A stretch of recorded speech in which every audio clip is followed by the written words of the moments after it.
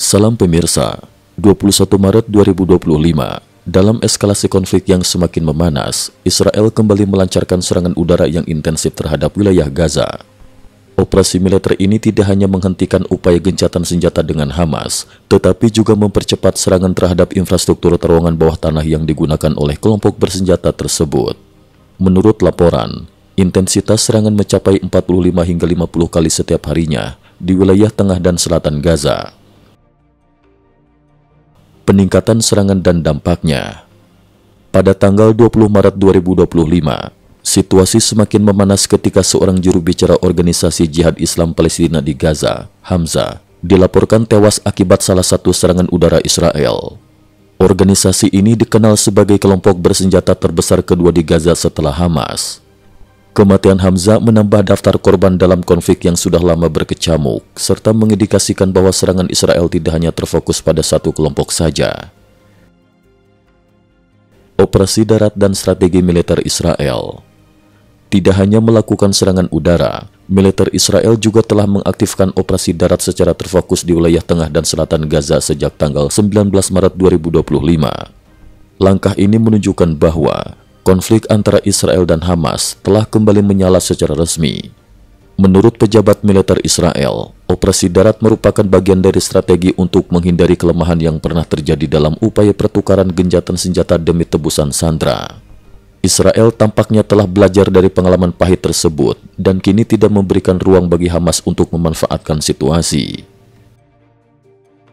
Peringatan keras dari Kementerian Pertahanan Israel. Dalam upaya meningkatkan tekanan terhadap warga Gaza, Kementerian Pertahanan Israel mengeluarkan peringatan yang sangat tegas. Dalam pernyataannya, mereka menyatakan, penduduk Gaza, ini adalah seruan darurat terakhir. Konflik pertama telah menghancurkan Gaza, dan konflik kedua akan menghancurkannya sepenuhnya. Ini baru langkah pertama, kedepannya akan semakin sulit. Kalian harus menanggung biaya penuh. Tak lama lagi, akan terjadi perpindahan penduduk dari zona perang. Pernyataan ini menunjukkan keseriusan pemerintah Israel dalam meneruskan upaya militer, sekaligus mengantisipasi dampak yang jauh lebih besar bagi penduduk Gaza jika konflik tidak segera mereda. Rencana pembersihan dan implikasi global.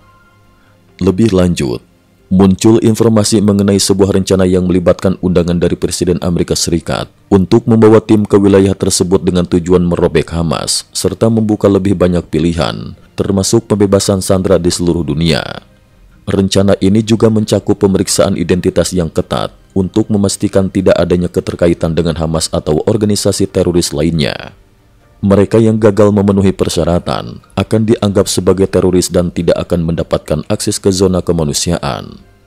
Sebagian analis menyebut bahwa langkah ini merupakan prequel dari rencana Rebel New Gaza yang pernah diajukan oleh Presiden Trump. Dalam rencana tersebut, sebelum membangun kembali wilayah Gaza, langkah pertama adalah menghapuskan semua elemen ekstremis yang dianggap mengancam keamanan regional. Ketegangan regional dan tanda-tanda krisis internasional. Di luar konflik antara Israel dan Hamas, situasi regional juga menunjukkan tanda-tanda ketegangan yang meningkat.